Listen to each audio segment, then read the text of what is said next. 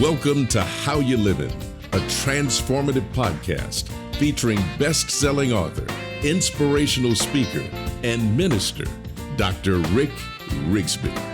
And now, Dr. Rick.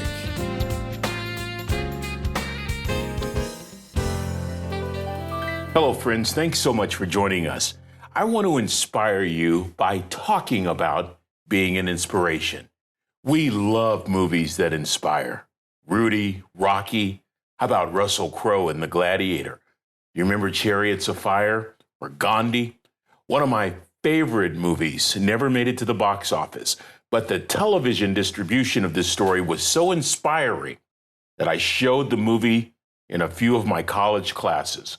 The film is called Door to Door, about a salesman in Portland, Oregon, who suffered from cerebral palsy.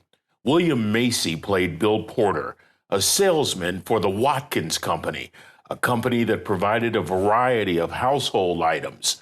Despite great pain and personal discomfort, Bill Porter walked several miles a day to serve his customers.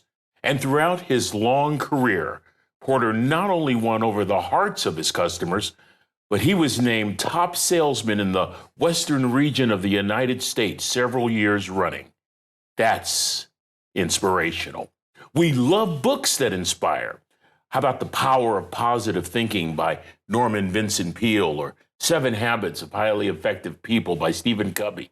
How about Atomic Habits by James Clear, or my recent favorite, Make Your Bed by retired Admiral William H. McRaven?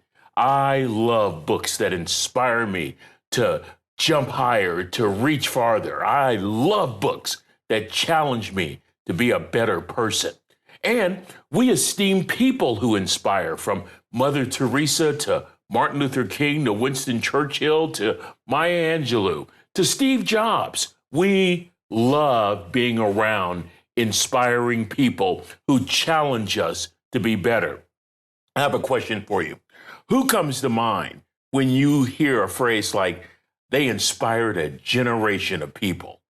My list includes the likes of Rosa Parks, astronaut Sally Ride, Michael Jordan.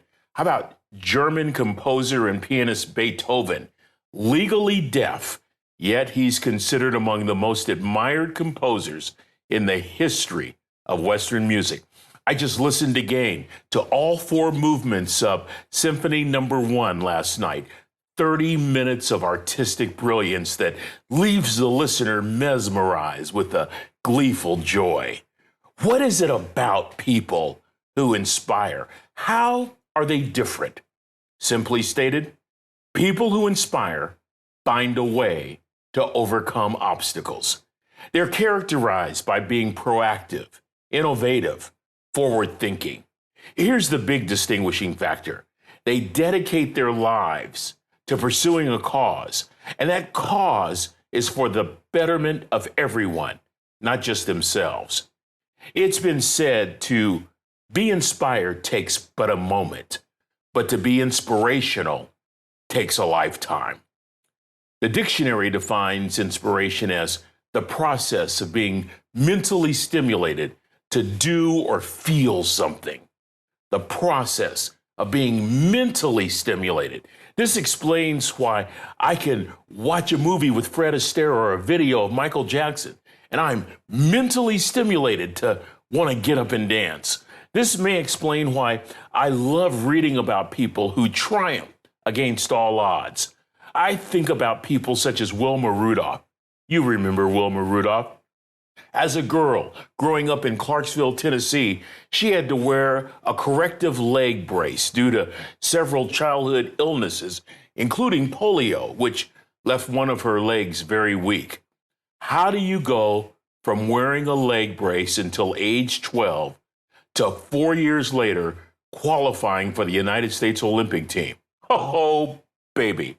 And then in 1960, she qualified again for the Olympics in Rome. That was a record-setting year. Wilma set the world record in the 200-meter dash. That record stood for 8 years, while also qualifying for the 1960 Olympic team in the 100-meter dash. And in Rome in 1960, she won 3 gold medals. 3. The young woman who just a few years earlier was in a leg brace became the first American woman to win 3 gold medals in a single Olympiad. You don't have to be a world-class athlete or a movie star or well-known to be inspiring. How about that single mother who works 2 jobs? How about the man in prison who earns a law degree? Or how about the 75-year-old that I recently met who just graduated with his bachelor's degree at 75?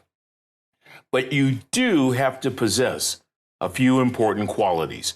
An inspiring person is someone with the urge or ability to do or feel something creative, and they do it in such a way that others benefit. And that creativity can take many forms, from artistic to athletic to uplifting. Some of the most inspiring people I know use their talents and gifts and resources to uplift and encourage others.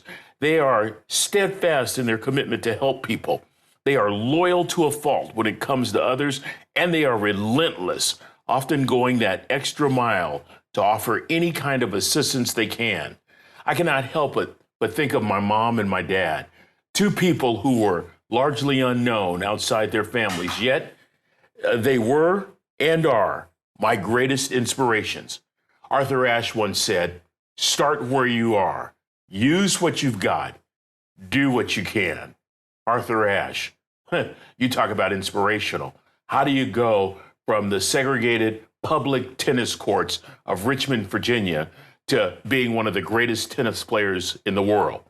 Arthur Ashe would tell you to start where you are. Use what you've got and do what you can. And my mom and dad epitomize this definition. Let me tell you a story about my mother, and in telling this story, you'll see her true genius. When I was growing up, it seemed like the only thing I really knew how to do well was talk. And so what did my mother do? My mother put me in situations that forced me to talk, in leadership situations, whether it was in football or civic organizations or church. It didn't matter. It seemed like I was always talking. There's a genius there, right? And I want to tell you something. She understood that. It's been said that talent will help you to reach targets that everyone sees, but genius will cause you to hit targets that nobody sees but you. My mother always saw the target. In fact, she would tell me when other kids would laugh at me for the way in which I talked in a rather proper way, my mother would remind me, "Ricky, that's a gift from God. And one day you're going to be on stages all over the world using that gift." My mother was genius. How did she do it? Well, Arthur Ashe would tell you she did it this way. She started right where she was. She used what she had, and she did what she could. And then there's my dad.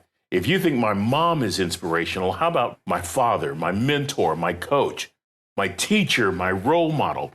The lessons from my father have been life-changing, not just for me, but for a generation of people all over the world. Lessons like, son, don't ever judge people, or you'd rather be an hour early than a minute late. Be kind to people. Kind deeds are never lost. Son, be a servant. Make sure your servant's towel is bigger than your ego. Son, be excellent in everything you do. Do your best.